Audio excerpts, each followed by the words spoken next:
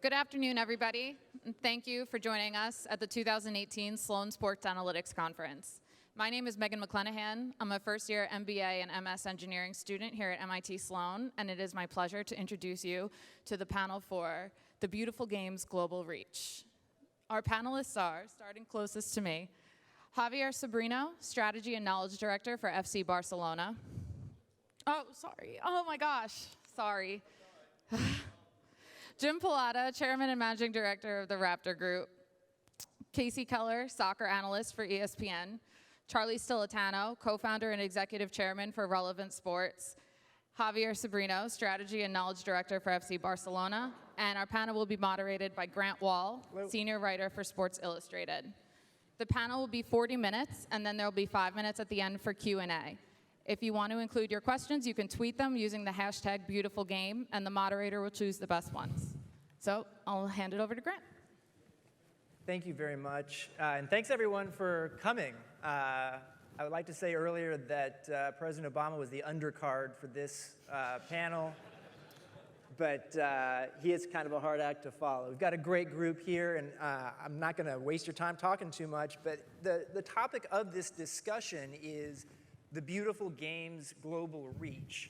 We're going to talk about a few different things here. This is an analytics conference, so we are going to get into some discussions with some of our panelists here on analytics, how they use them in cutting-edge technology, and these guys can speak to that. But also just about what is happening in the global reach of soccer, in particular European clubs, and what they're trying to do to reach and get bigger in the United States and China and other parts of the world, but also some discussion about what the sport is doing in the United States. And obviously on a lot of different fronts, soccer is getting bigger, whether it's the domestic league, MLS, or European leagues and teams. So I want to start with Jim on the far end over there, the owner of AS Roma.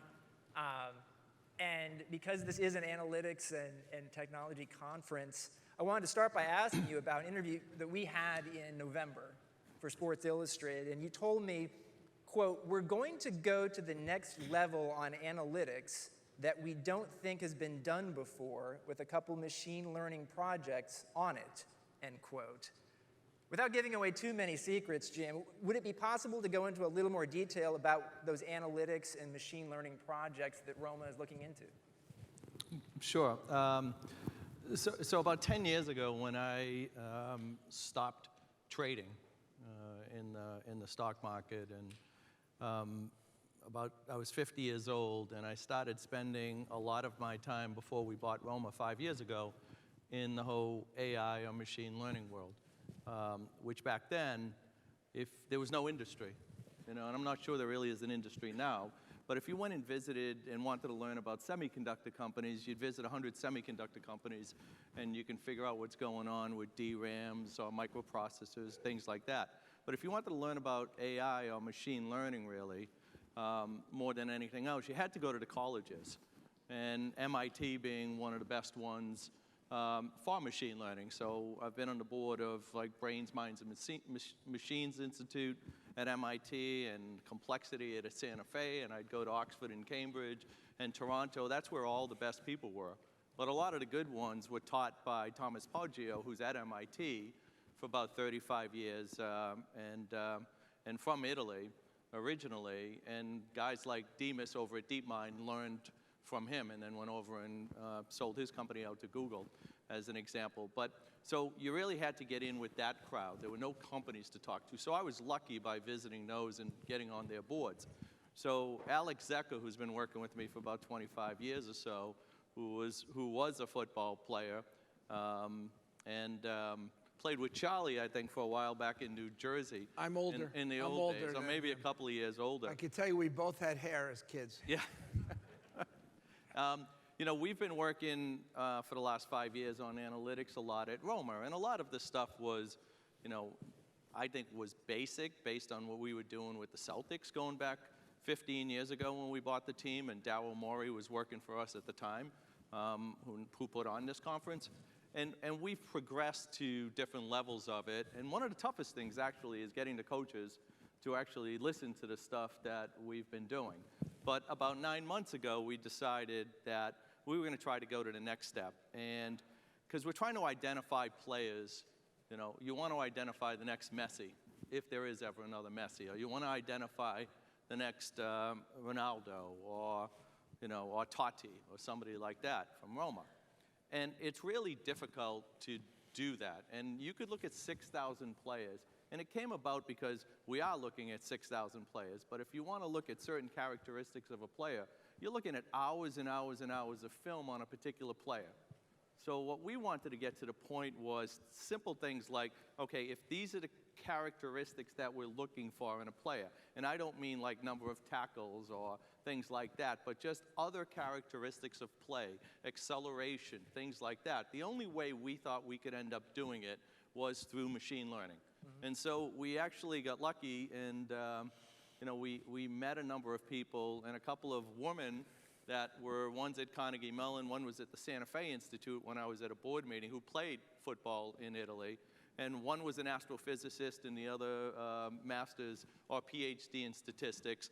And that started the group that we've been building out on the machine learning, so that if somebody like Monchi, who is our football ops guy, says, I would like to see this, this, this, this, and that, we actually can start building, you know, a system that identifies those players just to filter out the 6,000 players. That's what we're trying to do, is really just get a filtering system as much as anything else. Now, you might think that's easy, but it's not, because the gating factor for us right now is really how much computing power you need for all the video that's out there.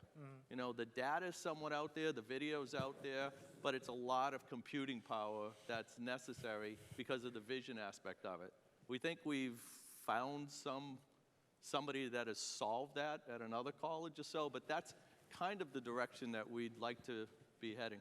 Okay, interesting. I want to come over to Javier Sobrino here with Barcelona, and you lead the club's innovation activities, which include what has been announced, what's called the Barça Innovation Hub project. And there was a quote from Jose Maria Bartomeu last year. He said the idea was, quote, to transform the world through sporting excellence using knowledge and innovation, end quote. Could you explain a little bit more to the audience here what the Barça Innovation Hub project is? Yes, thank you for that. Barça Innovation Hub is a project that is included in an area that is called Knowledge Area.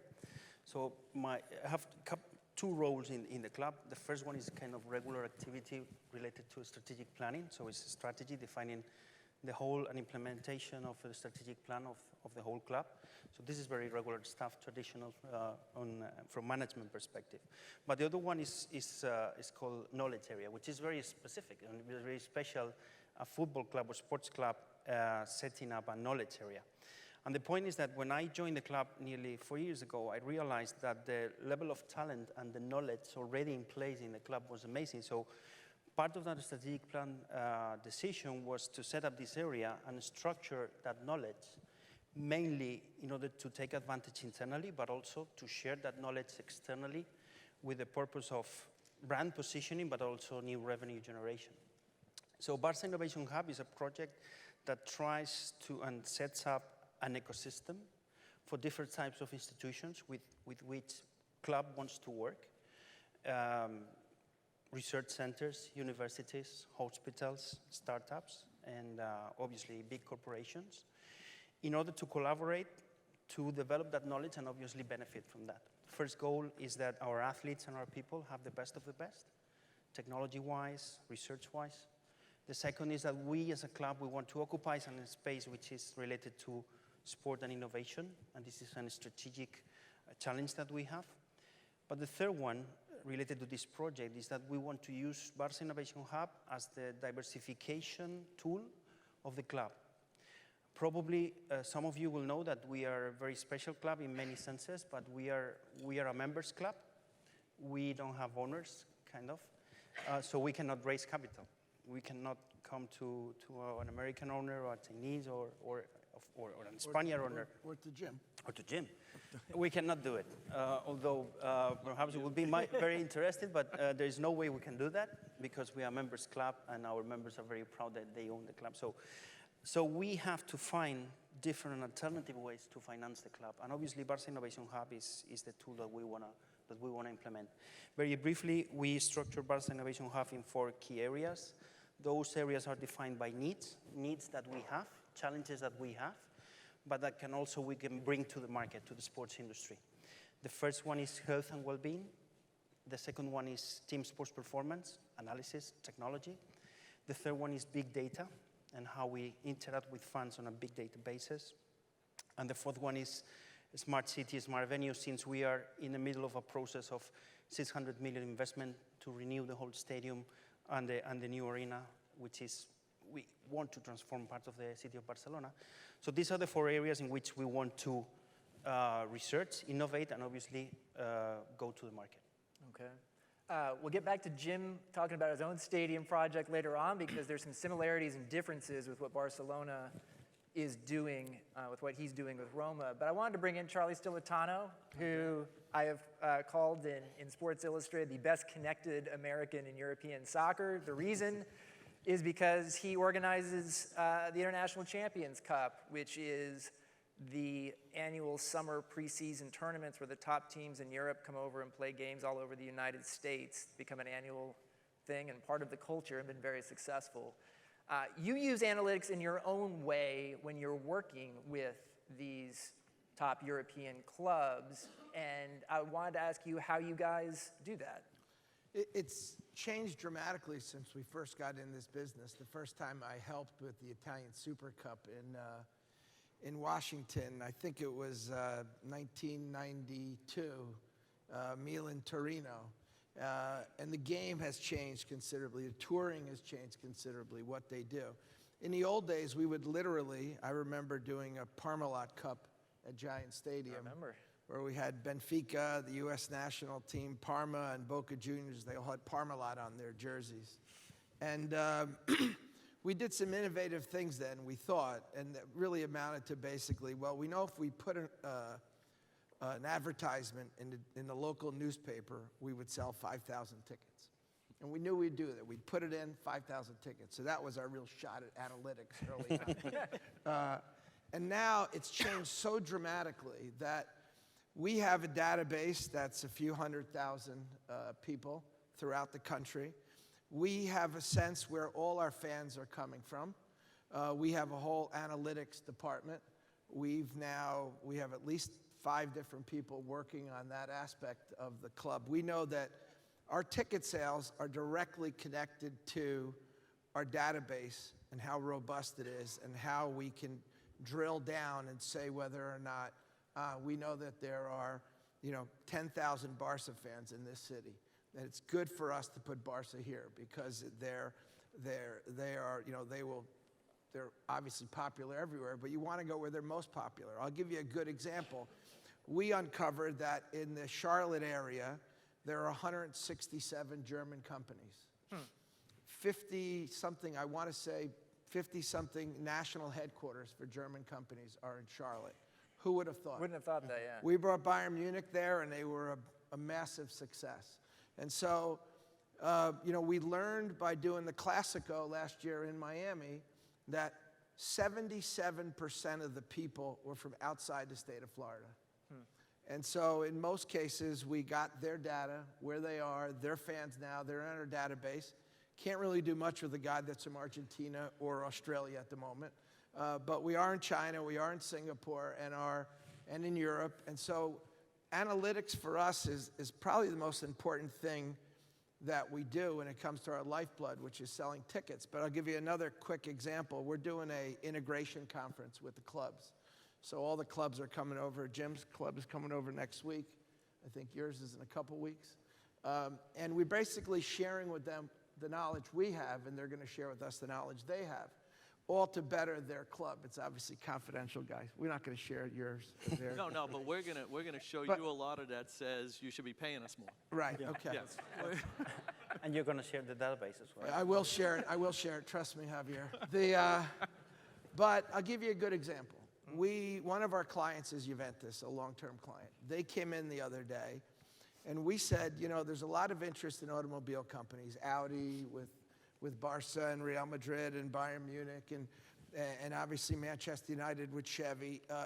But, you know, Chrysler, Fiat Chrysler, has been in the Agnelli family that owns Juventus since 1929. So the company, Fiat started in 1909, and they bought Juventus in 1929, and they still own the club. So I said, I don't get it. Every time I turn the TV on, there are you know, Alfa Romeo ads and Maserati ads and Fiat ads and Chrysler ads. Why would, this is the perfect vehicle, no pun intended, to support Juventus in the International Champions Cup.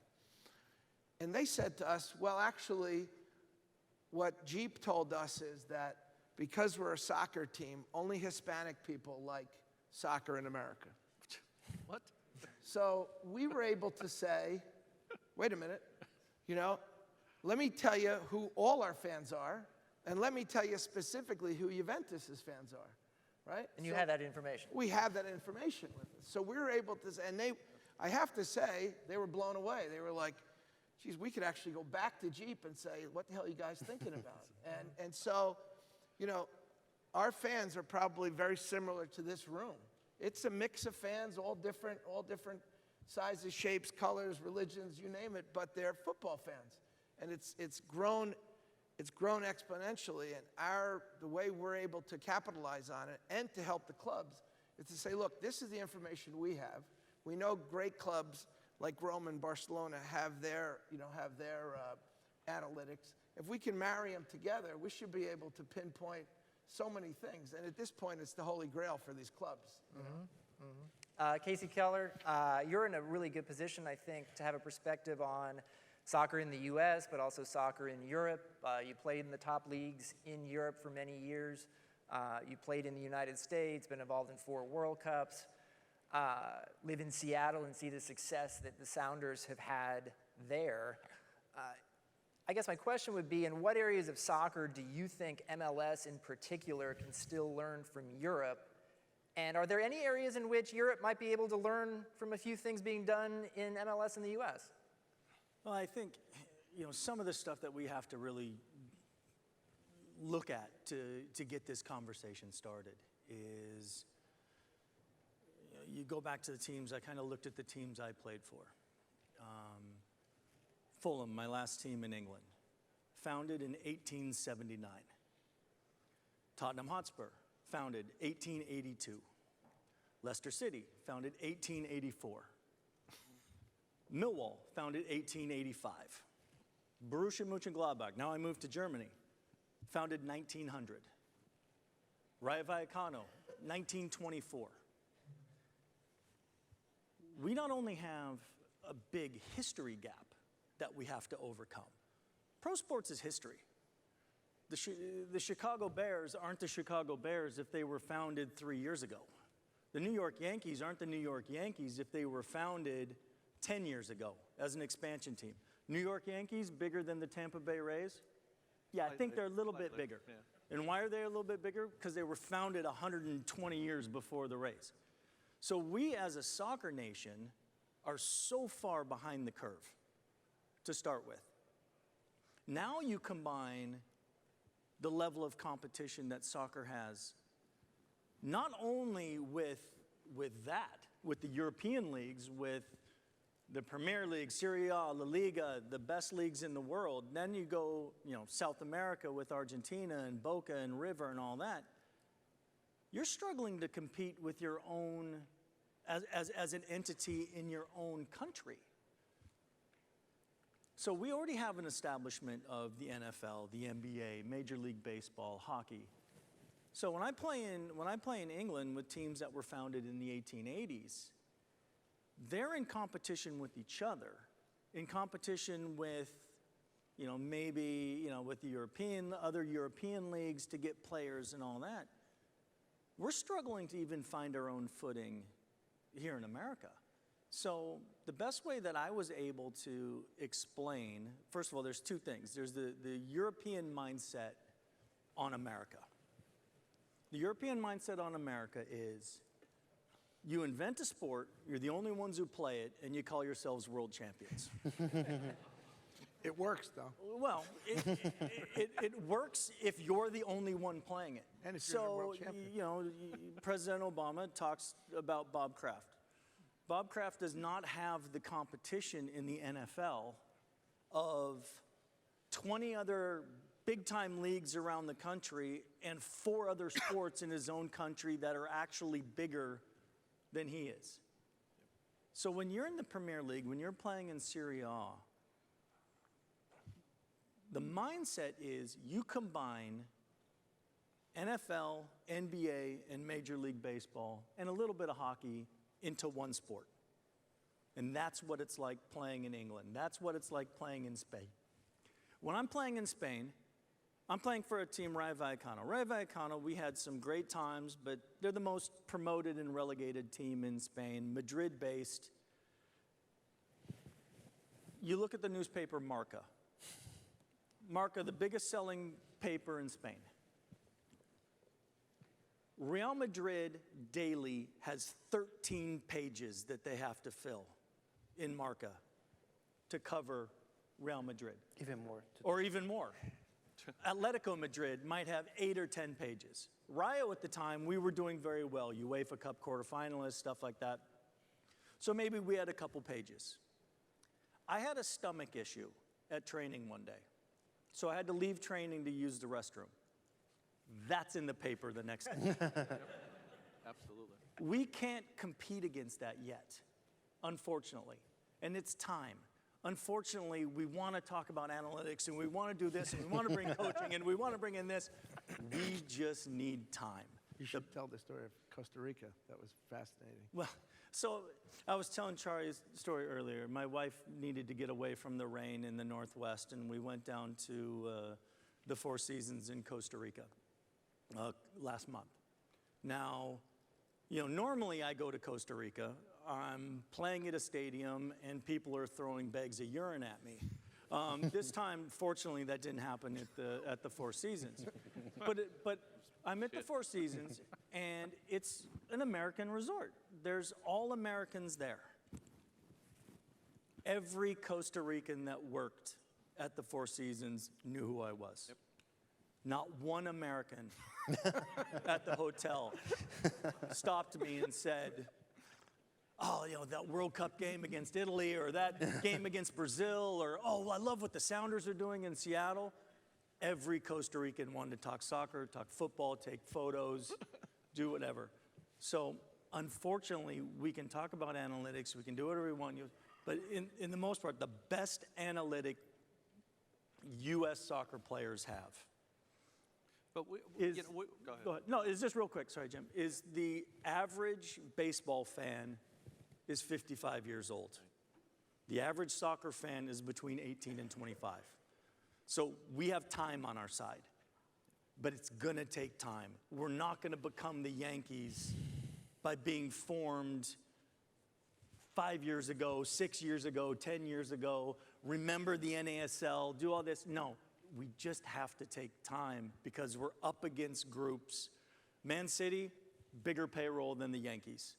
The reserve right back at Man City makes more money than most MLS teams' combined payroll. You can't compete with that.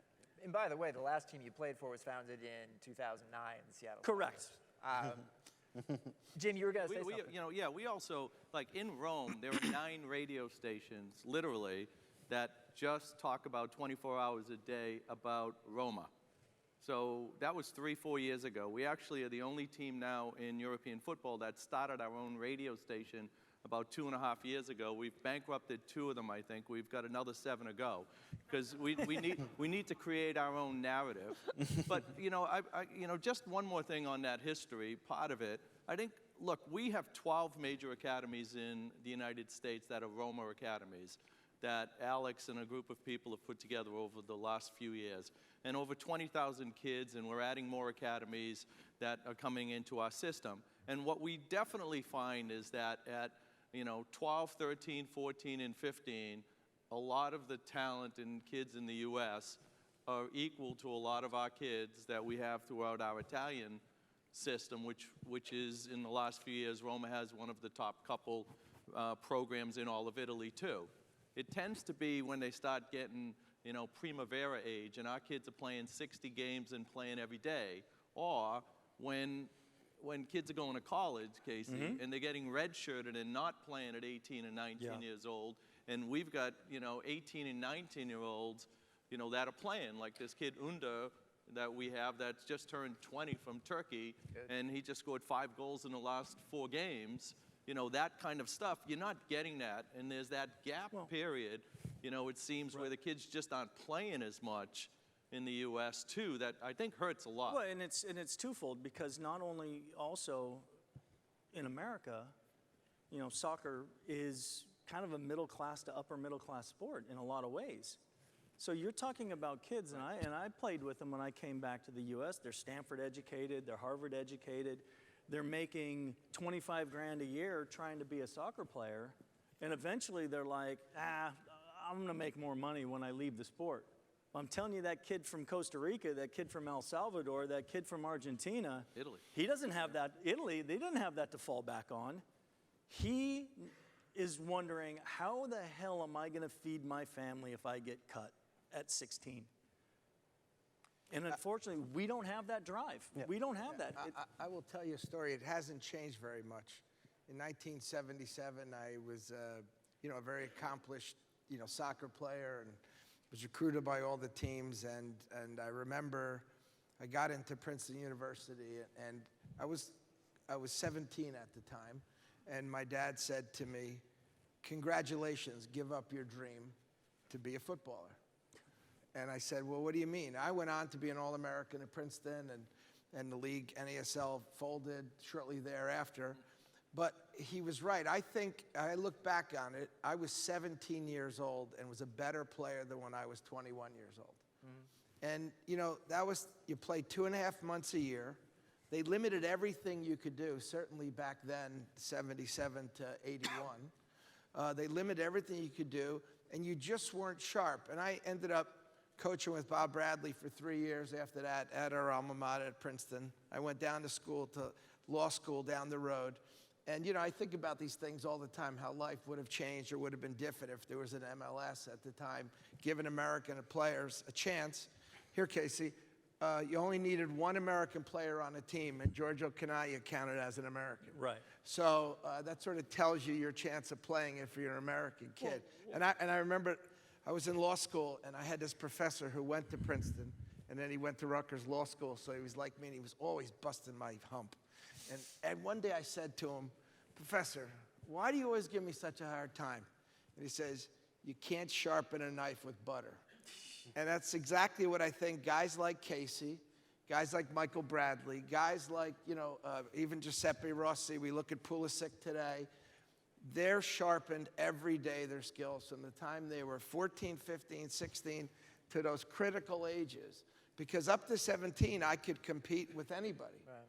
But then after that, you play 4 years, your critical years, and you've played a total of 8 months of soccer. Yeah. Well, and to put that in perspective, you know, there's been double or triple the amount of Americans who've walked on the moon than have played in the Spanish league. So you're a parent. You're a parent out here. You have kids. You have kids in the American system. Your kid tells you, "My dream, Dad, is to play for Barcelona." Okay. Chances are you're not going to play for Barcelona. So I need you to go to school, get the education, go to college, do that, and then see if you can make it. Or go to the moon. But you have better chances of going to the moon. We'd love to have an American, by the way. Yeah, we'd love to. And then in the end, you're, as a parent, saying, go to school. But by the time, as Charlie just said, it's too late. You lost an insane amount of time of development.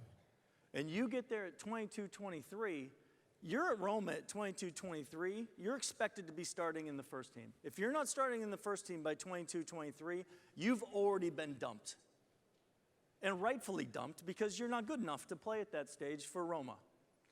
So maybe, luckily, if you're a little late developer, you get dropped down to some lower divisions, you work your way back up, and eventually maybe you're a Serie A player. Our kids are coming out of college at 22, 23. We're broadcasting these games in MLS, and you hear this 24-year-old player developing. I'm like, he should already be working in a different job. He should be out of the sport if he's not good enough by that stage. But that's pro sports, unfortunately. Tab Ramos asked me to speak to the under-20s one time, and I'm sitting there talking to these kids. And I said to them, you're all 19 years old. You're kind of the best array of young 19-year-old talent in America.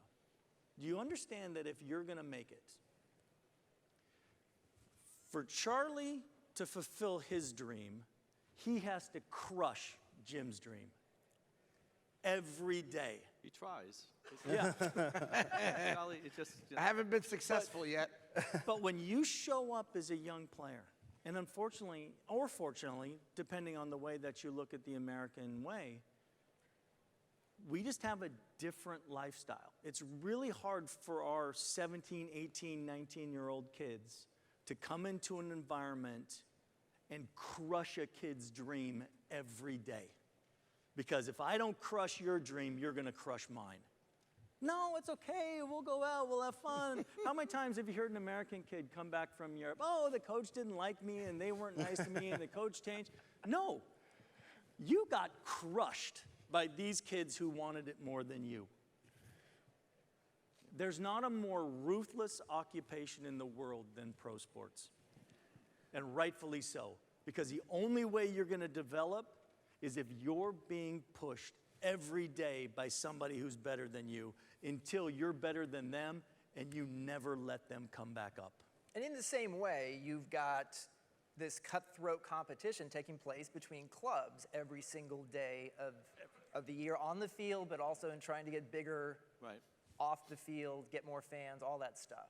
I wanted to ask Javier and Jim if you could talk a little bit about how you're trying to get bigger, to build your audience and build your fan base around the world, but also in how that fits into your your overall strategy, particular places you're trying to do that in. Let me just come back to one of the previous points, and then I'll answer your question. Just to highlight another difference, I fully agree with Casey, but there's another difference in our side especially, which is the link with the local community, this membership thing. The majority of our members belong to the neighborhood around Camp Nou, so this is kind of very tied to the territory.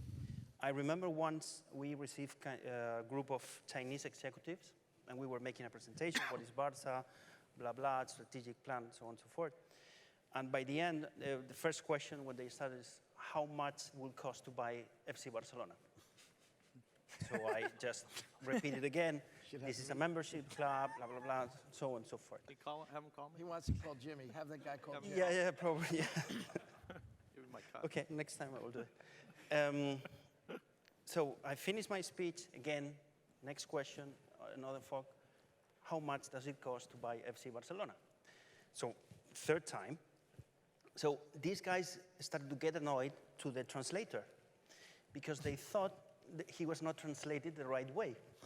So we spent like a half an hour saying this is a members club, so there is no way. So this is a huge difference on our side. Coming back to your point, our existing challenge, more than increasing the number of or the exposure of the number of fans, is more a question of getting direct contact with them. Mm-hmm. And this is our huge challenge right now. It's more a question of starting get to know them, these databases that they're going to share with us, and getting direct access not with the social media in the middle, but straight direct relationship. This is our key challenge for us, rather than start building up the database. Okay, gotcha. In terms of what you're doing, Jim, at Roma? Yeah. So what we decided, the first couple of years, we've had the team for a little over 5 years. The first couple of years, we really had to actually clean up stuff with the banks. It was a distressed situation, but we saw Roma as, the possibility to build a global sports brand because you've got Rome. So after the first couple of years of cleaning that up, we knew from the background of myself and the other owners, that we had a lot of experience in sports.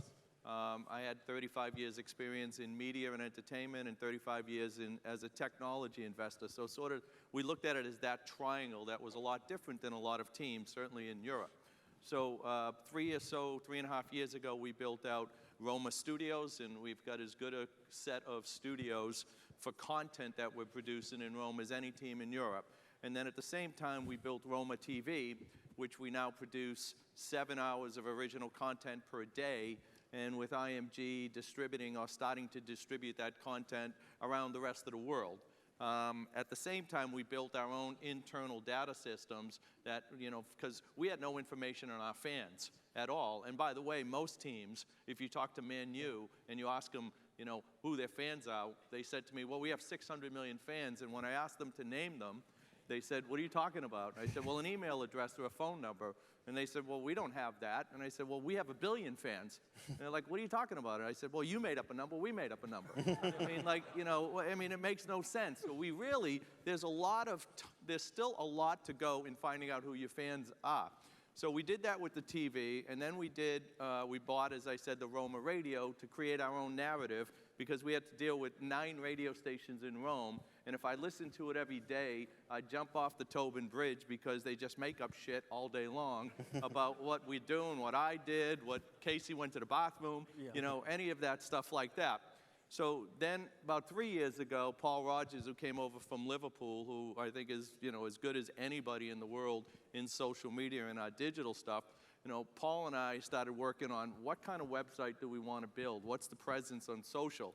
And we didn't want to be a website where if you went on, it came up and it said, 50% off of merchandise and those kinds of things like that. So we actually developed our website, and we actually have the first crowdsourced website in sports, where a lot of our fans, and believe me, we have creative fans at Rome around the world, will send in content, and we'll curate it, and eventually we'll use that as a licensing model when we can print stuff on demand, and we'll get more information on our fans. And then our mobile app came at the same time almost to that, and it really flows like an Instagram, which we thought was really a good model.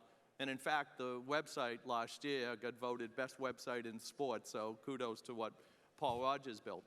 Now, in 3 years, we're hoping to have a stadium, and that's the key, because we can't compete with Barcelona on a day-to-day basis by any means when they're going to have $1 billion in revenues in a year or 2 or 3, and we're dealing with 220 or 30 or 40 million euros. And a big part of that is the history and winning, and we've been around since 1927. But another part of it is we're building a stadium on 200 acres in Rome. We've got approval, 54,000 people, again, not as big as Barca's, but 250,000 square feet of entertainment space around it.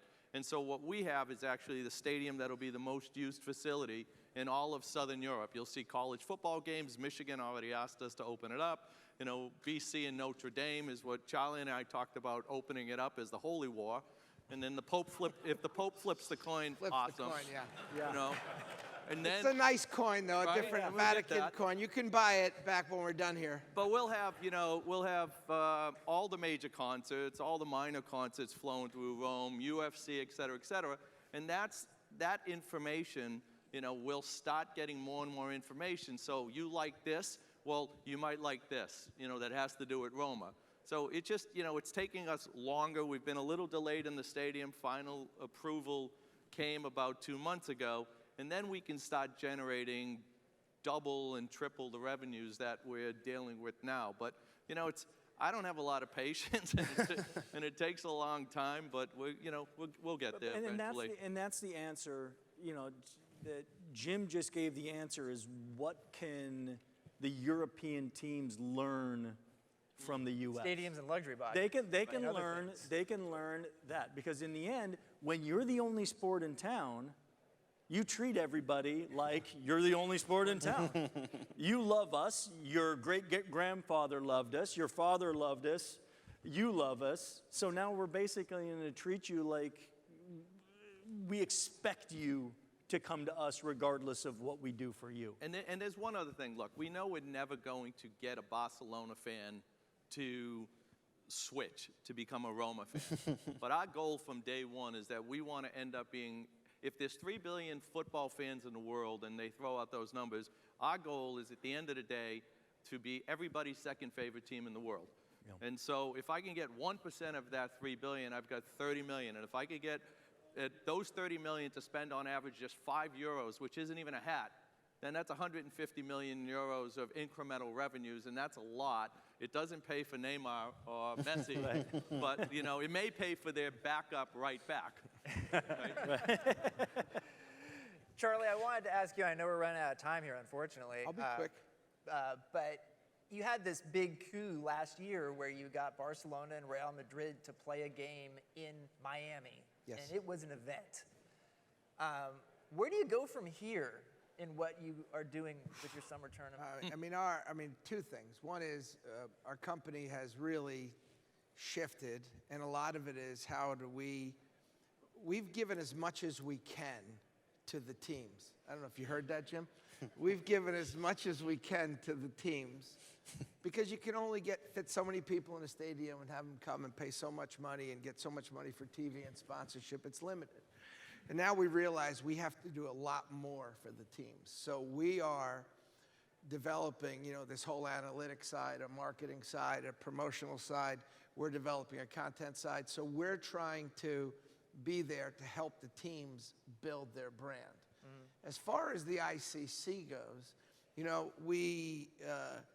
our goal, Mr. Stephen Ross's goal, was to make this the preeminent preseason tournament in the world and to own that space, if you will. And he had a great vision that this would be this global tournament.